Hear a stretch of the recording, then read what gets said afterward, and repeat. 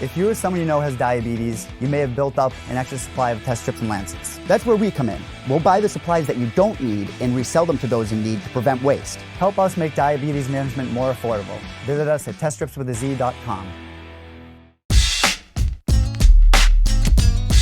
All right, Mike Heck here, the host of Between the Links on the Loudmouth MMA Podcast Network. We're going to go behind the links. We're going to get my takes on the topics we discussed on this past Monday's show. And I bet you're wondering why I'm wearing a winter hat indoors. It's because it is like 16 degrees outside. It is absolutely freezing, and I haven't warmed up yet. I just haven't. And just to add to that, if you see a bunch of mattresses and box springs and all sorts of clutter behind you here in the command center, it's because we're closing on a house tomorrow, and there's going to be a lot of moving going on, so leave me alone, will ya? UFC Moscow main event on Saturday. We had Zabit Magomedsharipov take on Calvin Kattar.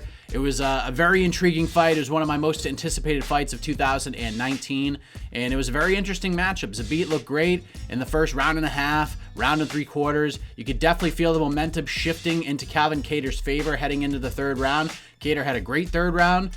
He hit Zabit with some big shots. He just couldn't get the finish, couldn't get the job done, and Zabit Magomedsharipov gets his 14th consecutive win, his 6th consecutive win since getting onto the UFC roster, and he's the real deal. Calvin Kattar is no joke. That's a huge win for him. In terms of what's next, a lot of people, including Zabit Magomedsharipov, believe that he deserves a shot at the title. The winner of Max Holloway versus Alex Volkanovski next month at UFC 245. I wouldn't be mad if that happened, but I don't think he's earned that shot just yet, and I'll tell you why, because to get that opportunity, I feel like you need to make a statement. You need to have a statement win. And while Zabit's style is really intriguing and can cause a lot of problems for pretty much anybody at 145 pounds, I got to see him in a 5-round main event. I got to see him against a top 5 guy. I got to see him against a guy who's knocking on the door of a title shot as well. That's why I think the Yair Rodriguez fight is the way to go. Zabit versus Yair, main event, sometime in 2020. First quarter, hopefully, book that fight. In terms of where Calvin Kattar goes, I mentioned this on the show on Monday.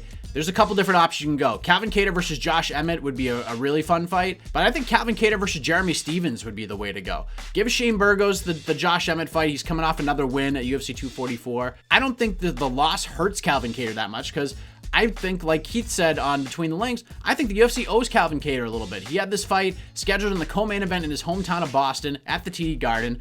Zabit had some sort of infection. They moved the fight to Moscow. Kattar, being the company guy, being the tough guy that he is, said, you know what, no problem. I'll go over to Moscow and I'll fight him. No problem. And he had a good showing of himself. Wasn't his best performance. I'm sure if he could do it again, he would have fought a little bit differently. But, you know, he had a good showing for himself. He didn't get smoked by Zabit. He definitely didn't have a performance like the odds makers predicted he would. So, Kattar versus Stephens, book that fight. I like it a lot. What do we learn about the co-main event of UFC Moscow? Alezander Volkov versus Greg Hardy. Fight I didn't think we'd see this quickly in Hardy's career.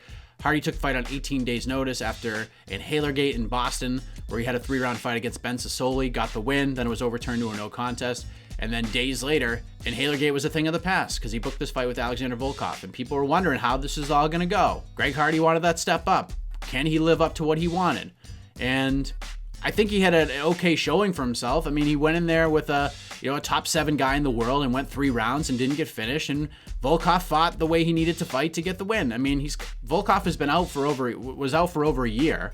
Had that loss to Derek Lewis where he's winning the entire fight until he got knocked out. And for Alezander Volkov, there's just so many paths to victory for him. He fought a perfect fight. I mean, if you expected him to go in there and blast Greg Hardy, it just wasn't going to happen. Too dangerous of a notion there. Greg Hardy going in there with nothing to lose. And I think my biggest takeaway there is that Greg Hardy took a win-win opportunity. If he loses, he's supposed to lose. If he wins, he's off to the races. So you could feel about Greg Hardy however you want, but we're talking about Greg Hardy, the fighter, right now. Yeah, it wasn't the best performance. I'm sure he would have liked to have a better showing. Reportedly, he broke his hand early on in that fight, and that obviously is going to take some pop away from you. But he did go 3 rounds with Alezander Volkov.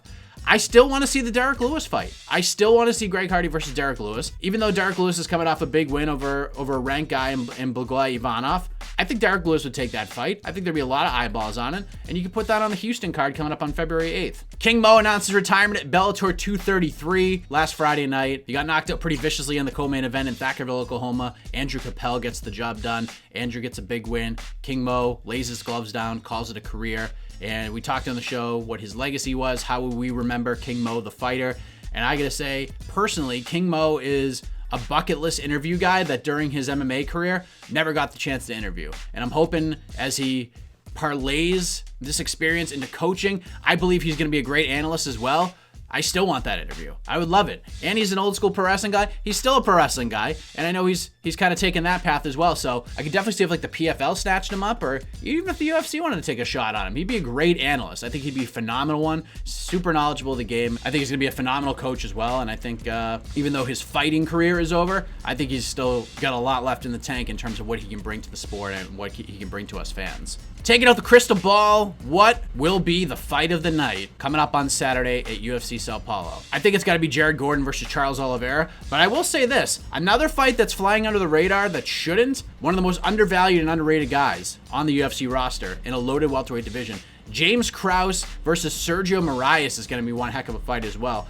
This is not the sexiest card on earth. This is not the most loaded card on the planet. However, if you really look at the matchups, if you really look at it on paper, there's some fun fights here. There's a lot of fights that could take the fight of the night, but to me, Jared Gordon is always a fight of the night potential kind of guy, taking on Charles Oliveira, getting a big opportunity against a top 15 guy, and I think Jared Gordon's gonna bring his best game into Sao Paulo. It's a big fight for him. Charles Oliveira is always a fun guy, a guy that a lot of people are very high on, and understandably so. So I think I'm going with Jared Gordon versus Charles Oliveira for the futures pick for fight of the night at UFC Sao Paulo. That's it, everybody. If you haven't checked it out, make sure you subscribe to the Loudmouth MMA Podcast Network. And if there's any episode of Between the Links that you need to listen to, you need to listen to this past Monday's one. Aaron Bronstetter from TSN came in and delivered in a big way. He was phenomenal, and he delivered the greatest answer in the history of Between the Links, bar none.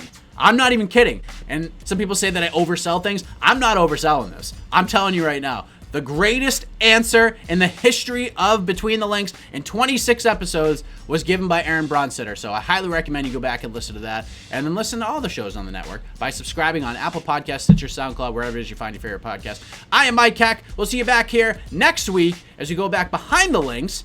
And then join us Monday night for Between the Links on the Loudmouth MMA Podcast Network.